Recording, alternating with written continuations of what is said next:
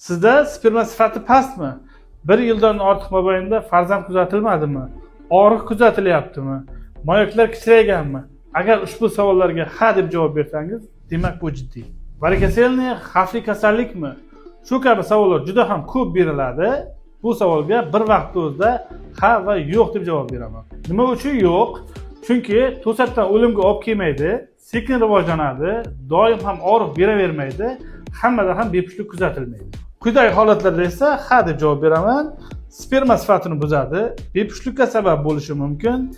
2 va 3 daraja bo'ladigan bo'lsa, moyaklar kichrayib ketadi, juda ham kuchli og'riq berishi mumkin. Eng xavfli tomoni esa sezdirmasdan rivojlanib ketgan bo'lishi mumkin. Sizda sperma sifati pastmi? 1 yildan ortiq mobaynida farzand kuzatilmadimi? Og'riq kuzatilyaptimi? Moyaklar kichrayganmi? Agar ushbu savollarga ha deb javob bersangiz, demak bu jiddiy. Agar sizda ushbu holatlar kuzatilayotgan bo'lsa, vaqt va tekshiruvlardan o'ting. Ma'lumot foydali bo'lgan bo'lsa, profilga obuna bo'ling.